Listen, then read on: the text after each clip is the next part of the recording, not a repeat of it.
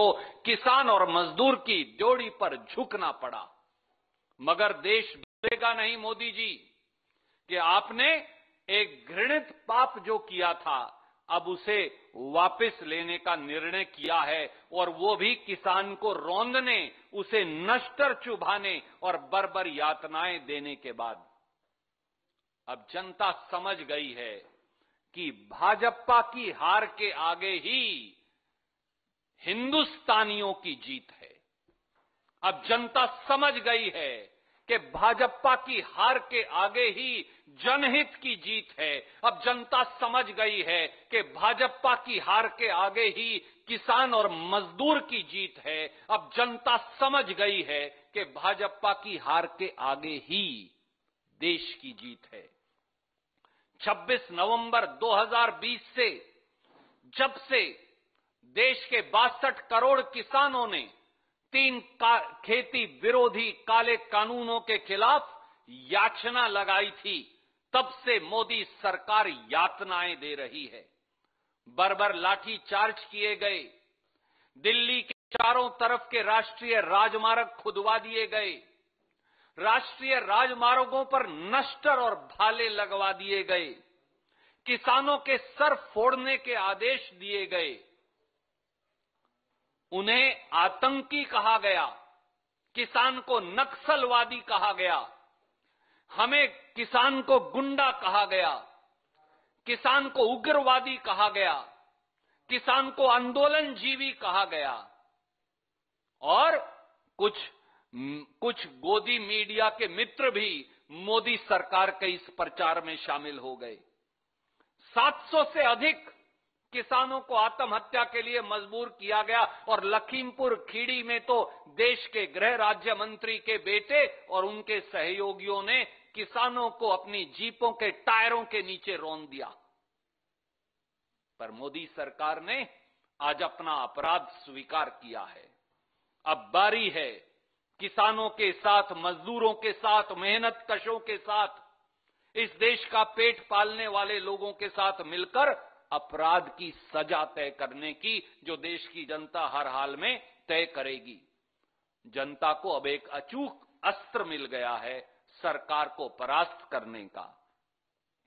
जितना श्रेय हमारे किसानों के आंदोलन को जाता है, हमारे किसान भाइयों को जाता है, वहां मोदी सरकार का 5 राज्यों में पंजाब से उत्तर प्रदेश तक हारने के डर को भी जाता है। अब जनता समझ गई है, इसीलिए मैंने कहा कि भाजपा की हार के आगे ही देश की जीत है। पिछले 7 सालों से लगातार मोदी जी और उनके मित्रों ने किसानों का दमन किया। सरकार में आते ही प्रधानमंत्री मोदी जी ने किसान को दिए जाने वाला बोनस बंद कर दिया। प्रांतों को कहा, अगर बोनस दोगे तो न्यूनतम समर्थन मूल्य पर खरीद नहीं होगी। मैं फिर याद कराऊं, पिछले 7 सालों में किसानों के जो उचित मुआवजा अधिकार कानून जो कांग्रेस लाई थी, उसे खत्म करने का षड्यंत्र किया गया। जब उन अध्यादेशों के खिलाफ समूचे विपक्ष राहुल गांधी जी के नेतृत्व में रामलीला ग्राउंड से खेत खलिहान तक लड़ा, तो वो अध्यादेश वापस लेना पड़ा। सुप्रीम कोर्ट में शपथ पत्र दिया कि लागत पर 50% मुनाफा देने का वादा करके सत्ता में आए मोदी जी ने कहा कि लागत पर 50% मुनाफा कभी दिया नहीं जा सकता। प्रधानमंत्री फसल बीमा योजना को प्राइवेट बीमा कंपनी मुनाफा योजना बनाया, और 27,000 करोड़ का मुनाफा चंद मुट्ठी भर बीमा कंपनियों को कमवाया। कृषि की लागत 25,000 रुपया हेक्टेयर बढ़ा दी। खेती पर टैक्स लगाकर, खाद पर टैक्स लगाकर, कीटनाशक दवाई पर टैक्स लगाकर, ट्रैक्टर पर टैक्स लगाकर, खेती के उपकरणों पर टैक्स लगाकर, और डीजल पर 3 रुपया 56 पैसे से टैक्स 28 रुपया प्रति लीटर बढ़ाकर, और आय दुगनी करने का वादे की बजाय किसान की आय 27 रुपया प्रतिदिन रह गई। काले कानून जो मोदी जी की देन थी और उनके षड्यंत्रकारी पूंजीपति मित्रों की, वो तो आज हार गए। पर 5 सवालों का जवाब हमारा प्रधानमंत्री जी से आज देश के किसानों, देश के खेत मजदूरों, देश के मंडी मजदूरों, देश के मंडी के छोटे छोटे दुकानदारों, उनके पल्लेदारों और गरीबों की ओर से हम मांगते हैं। पहला सवाल, मोदी जी देश को आज ये भी बताइए कि न्यूनतम समर्थन मूल्य किसान को मिले, इसका रोड मैप और रास्ता क्या है। दूसरा सवाल, किसान की आय फरवरी 2022 तक दुगनी करने का वादा किया था, पर एनएसओ भारत सरकार के मुताबिक इन सारे 5 और 6 किसान विरोधी निर्णयों के बाद किसान की औसत आय 27 रुपया प्रतिदिन और किसान के औसत कर्ज 74,000 रुपया हो गया है। तो किसान की आय दुगनी करने का रास्ता क्या है और वो कब तक होगी। तीसरा सवाल, किसान के ईंधन डीजल पर 3 रुपया 56 पैसे प्रति लीटर से 28 रुपया प्रति लीटर एक्साइज ड्यूटी बढ़ाकर किसान की कमर तोड़ने का जो काम किया है, उसे वापस करने का इरादा क्या है। चौथा सवाल, खेती पर जो टैक्स लगाया है, जीएसटी लगाया है, उससे राहत देने का रास्ता क्या है। 5% खाद पर टैक्स लगा दिया, 18% कीटनाशक दवाई पर लगाया, 12% ट्रैक्टर और खेती के उपकरणों पर लगाया। तो खेती को टैक्स से जीएसटी जो लगाया, उससे राहत देने का इरादा क्या है। और पांचवां, सुप्रीम कोर्ट और संसद में कहते हैं किसान की कर्ज मुक्ति का पैसा नहीं, पर आपकी एनएसओ कहती है कि देश का हर किसान 70,000 रुपया कर्ज के औसत कर्ज के नीचे दबा है। तो किसान की कर्ज मुक्ति की मंशा क्या है। इन 5 सवालों का जवाब भी आपसे इस देश के 62 करोड़ अन्नदाता मजदूर, किसान और छोटे छोटे मंडी में काम करने वाले मंडी मजदूर और मंडी के आड़ती दुकानदार मांगते हैं। लगे हाथ इसका जवाब भी प्रधानमंत्री देश को दें, क्योंकि अपराध तय होना है। 700 किसानों के दोषी प्रधानमंत्री नरेंद्र मोदी हैं। आगे आइए मोदी जी, माफी मांगिए देश के किसान से, जिसे आपने पौने 12 महीने तक दिल्ली के सीमाओं पर आपने उन्हें दर दर की ठोकरें खाने को लाखों की संख्या में बिठा रखा था। माफी मांगिए उस अन्नदाता से मोदी जी, जहां उन 700 से अधिक किसान परिवारों से जिन्होंने आपकी हठ धर्मिता के चलते, आपके राजहट के चलते, जिन्होंने अपनी जान की कुर्बानी दिल्ली की सीमाओं पर दे दी। माफी मांगिए मोदी जी लखीमपुर खेड़ी उत्तर प्रदेश के उन किसानों से जिनको आपके गृह राज्य मंत्री के बेटे ने जीप के टायरों के नीचे कुचल डाला। माफी मांगिए मोदी जी उस षड्यंत्र के लिए जो मुट्ठी भर पंज पूंजीपतियों को खेती को बेचने का मोदी जी और भाजपा ने किया था। और माफी मांगिए मोदी जी देश के उस 62 करोड़ अन्नदाता से जिसकी प्रताड़ना आपने की, जिसकी यातना आपने की, जिसे आपने नक्सलवादी और उग्रवादी बताया, जिस किसान और जवान को, जवान जिसका बेटा है और किसान खुद है, जिसको आपने यातनाएं दी और जिसके रास्ते में नश्तर बिछवाए और जिसे खुद के देश की राजधानी में आने पर प्रतिबंध लगाया। आज प्रधानमंत्री जी आपका माफी मांगने का दिन भी है। उम्मीद है कि आज आप इन 5 सवालों का जवाब भी देंगे, आज माफी भी मांगेंगे, क्योंकि जनता अब जान गई है कि भाजपा की हार के आगे ही देश की जीत है। कोई सवाल आप पूछना चाहें तो स्वागत है। Yes please. I will, ma'am. Just I'll take a few questions. After this question, I will.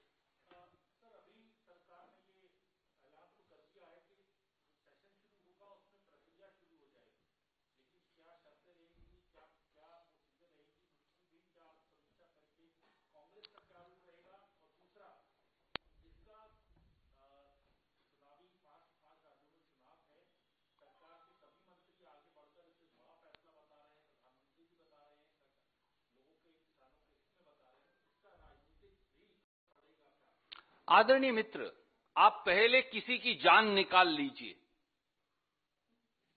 और जब उसके आखिरी सांस आ रहा हो तो फिर उसे कहिए, अच्छा अब मैं तुम्हें जीवन दान देता हूं, और फिर कहें कि हमने तो नया जीवन निर्माण कर दिया।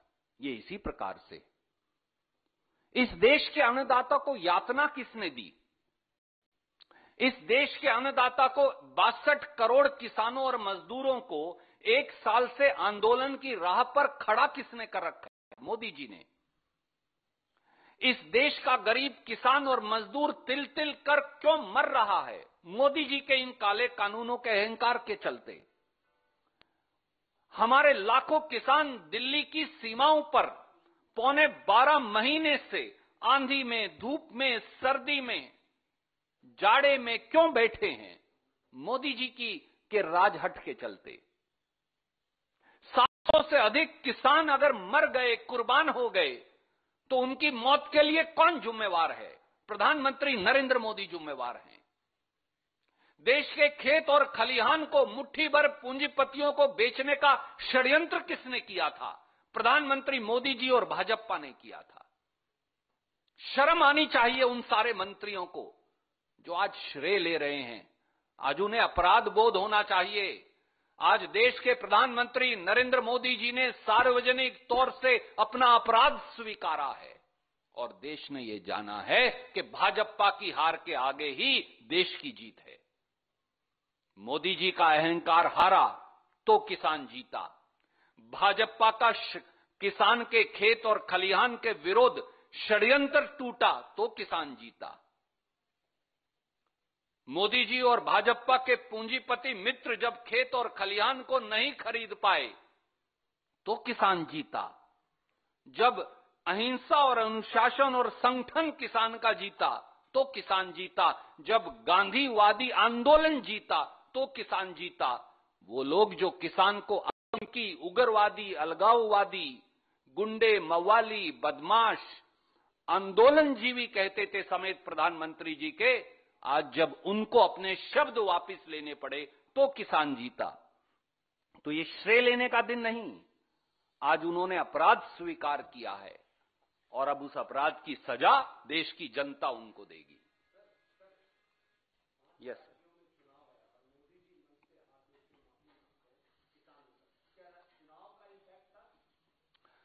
आदरणीय मित्र, उपचुनाव में जो हुआ भाजपा के साथ वो पूरे देश ने देखा।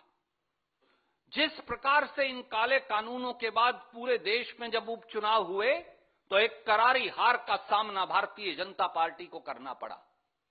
जिस प्रकार से भाजपा के नेताओं को उत्तर प्रदेश हो, पंजाब हो और बाकी हमारे 3 राज्य और हो, वहां हार का मुंह साफ दिख रहा है, तो उन्हें लगा, घबराहट हुई। किसान के ड्योढ़ी पर झुकने को, उन्हें प्रजातंत्र में वोट सबसे बड़ी चीज है और उस वोट की ताकत ने भारतीय जनता पार्टी और मोदी जी को यह एहसास करवा दिया कि या तो अब भी अपने षड्यंत्र को वापस ले लीजिए, वरना जनता आपको बाहर का रास्ता दिखाएगी। और उस भय और डर से उन्हें अपने कदम आखिर में 1 साल के राजहट के बाद वापस लेने पड़े। इसीलिए मैंने कहा कि भाजपा की हार के आगे ही किसान और देश की जीत है। सर, क्या है कि राकेश टिकैत ने कहा है कि इंतजार करेंगे संसद सत्र का जब कानूनों को वापस लिया जाए, लेकिन एमएसपी को लेकर उन्होंने एक विकल्प खुला रखा है। कांग्रेस पार्टी का क्या रुख होगा? क्या आप लोग भी कानूनी गारंटी मांगेंगे एमएसपी पर, क्योंकि उनकी तरफ से अब तक साफ नहीं किया गया राकेश टिकैत की तरफ? आदरणीय साथी, मैं ये पूछता हूं मोदी जी से आज इस मंच से और देश के किसान की ओर से, और खुद एक किसान हूं इस नाते। मोदी जी, अगर सीबीआई और ईडी के डायरेक्टर का टेन्योर ऑर्डिनेंस से अध्यादेश से आ सकता है, तो 3 काले कानून अध्यादेश से क्यों खत्म नहीं किए जा सकते? उसके लिए संसद के सत्र की इंतजार करने की जरूरत क्या है? क्या भारतीय जनता पार्टी इसमें भी गोलमाल करने वाली है? अगर आप सीबीआई और ईडी के डायरेक्टर का समय बढ़ाने के लिए 14 दिन इंतजार नहीं कर सकते, आप अध्यादेश ले आए। आप अगर किसान का उचित मुआवजा कानून खत्म करना हो तो संसद के सत्र का इंतजार नहीं कर सकते, अध्यादेश ले आते हैं। अगर किसान की खेती पर जीएसटी लगाना हो तो अध्यादेश से ले आते हैं। तो फिर इन काले कानूनों को अध्यादेश से क्यों खत्म नहीं किया जा सकता? सरकार चाहे तो आज अभी मंत्रिमंडल की बैठक बुलाए और खत्म कर दे। ये खेल क्या है मोदी जी? आपकी दाल काली नहीं होती, आपकी पूरी की पूरी आपकी दाल में काला नहीं होता, आपकी पूरी दाल लगातार काली होती है। और इसलिए एक बार फिर किसान का संशय सही है, मजदूर का, मंडी के आड़ती का, छोटे छोटे मंडी मजदूर का संशय सही है कि कहीं इसमें तो एक और षड्यंत्र नहीं। समय बताएगा। पर हम भारतीय राष्ट्रीय कांग्रेस और एक किसान के नाते आज मैं ये पूछता हूं, ईडी और सीबीआई के डायरेक्टर इस देश के 62 करोड़ किसानों से बड़े हैं क्या? उनके लिए अध्यादेश आ सकता है तो 3 काले कानून खत्म करने के लिए अध्यादेश क्यों नहीं आ सकता? और 5 सवाल हमने मोदी जी से किए हैं।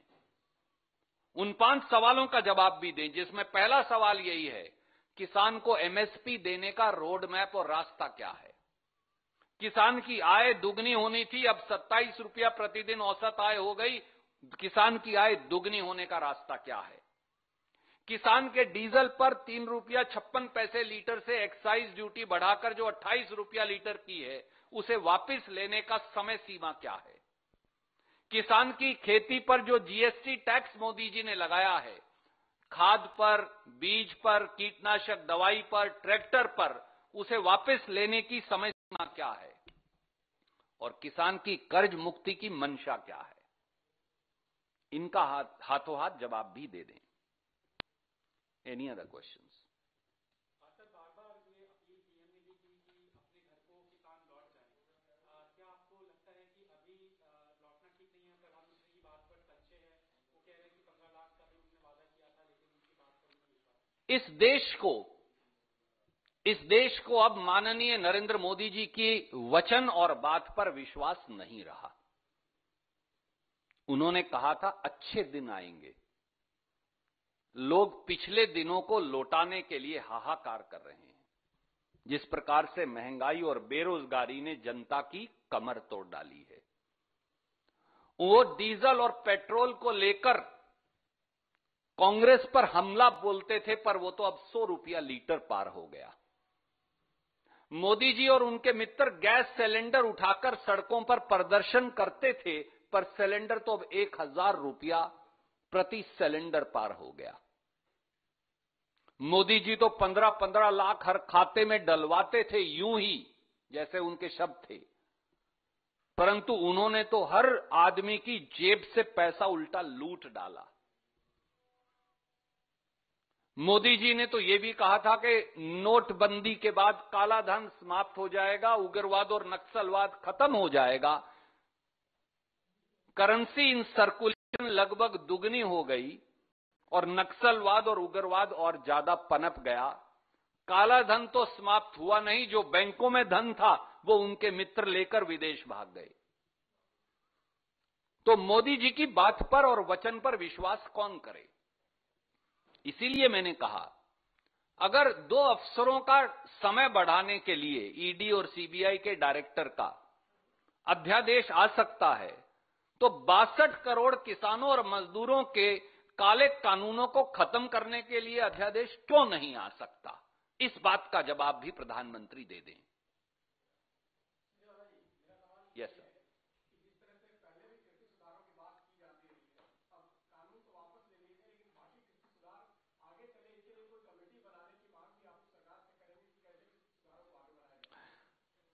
देखिए, कृषि, पहले तो ये जान लीजिए कि कृषि एक प्रांतीय सब्जेक्ट है, केंद्र का विषय नहीं।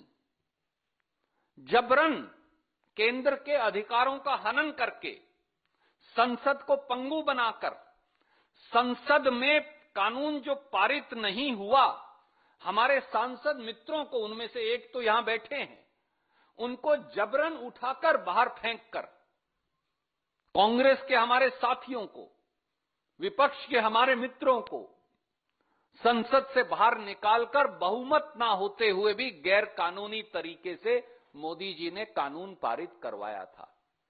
जब तक सब प्रांतों की राय ना हो, कृषि में सुधार होना चाहिए, यह सच है, पर उस सुधार की शुरुआत मोदी जी को अपने अंदर झांककर करनी पड़ेगी।